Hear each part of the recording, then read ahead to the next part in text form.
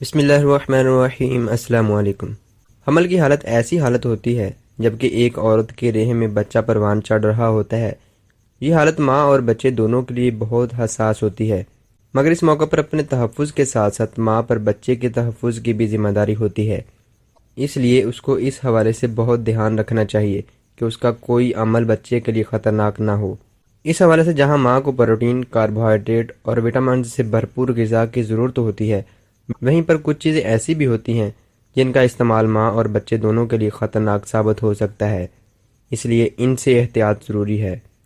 آج ہم آپ کو ایسی ہی کچھ چیزوں کے بارے میں بتائیں گے، تو اس لیے ویڈیو کو جو ہے اینڈ تک ضرور دیکھیے گا۔ تو چلیے اپنی ویڈیو کی طرف جاتے ہیں۔ اس سے پہلے اگر آپ لوگوں نے ابھی تک چینل کو سبسکرائب نہیں کیا تو پہلے چینل کو سبسکرائب کریں اور بیل نوٹیفیکیشن کو آن ضرور کریں تاکہ آنے والی ویڈیوز کی نوٹیفیکیشن آپ تک پہنچتی رہے۔ بہت زیادہ نہ کھانا چاہیے۔ عام طور پر حاملہ عورت کو بڑی عورتیں یہ باور کروانے پر تلی ہوئی ہوتی ہیں کہ اب تم ایک نہیں دو جانے ہیں، اس لیے تمہیں ڈبل غذا کی ضرورت ہے۔ یہ تاثر قطعی غلط ہے۔ حاملہ عورت کو صرف چند سو کیلوریز اضافی توانائی کی ضرورت ہوتی ہے، جس کو پورا کرنے کے لیے بہت زیادہ کھانے کی ضرورت نہیں ہوتی، بلکہ اس ضرورت کو مناسب اور ہائی انرجی غذاؤں سے پورا کیا جا سکتا ہے۔ نمبر 2، کچے یا آدھے پکے ہوئے کھانے۔ ایسے کھانے جو کہ مناسب طریقے سے پکے ہوئے نہ ہوں، ان کے اندر بیکٹیریا اور دوسرے جراثیم ہونے کے امکانات بہت بڑھ جاتے ہیں۔ ایسی صورت میں ان غذاؤں کے استعمال سے فوڈ پوائزن ہونے کے امکانات بڑھ جاتے ہیں، جو ماں اور بچے دونوں کے لیے نقصان دہ ثابت ہو سکتے ہیں۔ نمبر 3، کیفین والے مشروبات۔ کیفین والے مصنوعات کی لسٹ میں چائے، کافی کے علاوہ سافٹ ڈرنکس، چاکلیٹ اور بعض صورتحال میں نزلہ زکام سے بچانے والی اشیاء بھی شامل ہیں۔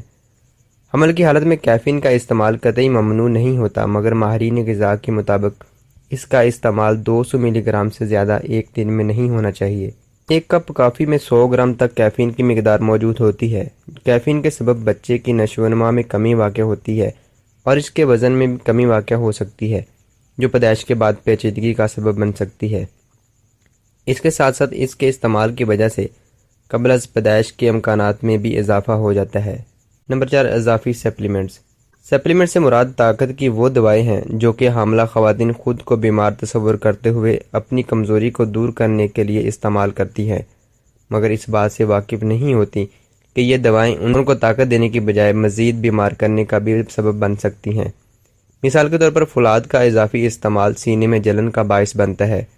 فولک ایسڈ کی ضرورت حمل کے ٹھہرنے سے قبل ہوتی ہے۔ حمل کی حالت میں اس کا کوئی کردار نہیں ہوتا۔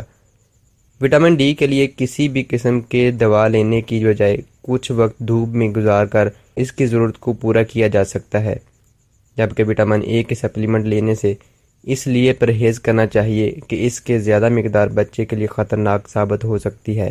نمبر 5، ایسی مچھلی جس میں مرکری کی مقدار زیادہ ہو۔ ایسی مچھلی جن کے گوشت میں مرکری کی مقدار بہت زیادہ ہو، حاملہ خواتین اور اس کے بچے کے اعصابی نظام کے لیے انتہائی خطرناک ثابت ہو سکتی ہے، اس لیے ایسی مچھلی کو کھانے سے پرہیز کرنا چاہیے۔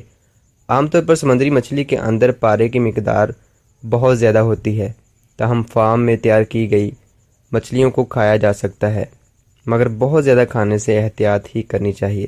تو یہ تھی وہ 5 غذائیں جو حاملہ خواتین کو نہیں استعمال کرنی چاہیے، زیادہ مقدار میں استعمال نہیں کرنی چاہیے۔ امید کرتا ہوں کہ یہ ویڈیو آپ لوگوں کے لیے انفارمیٹیو ہوئی ہوگی۔ اگر آپ لوگوں کو ویڈیو اچھی لگی ہے تو اس ویڈیو کو لائک ضرور کریں۔ السلام علیکم۔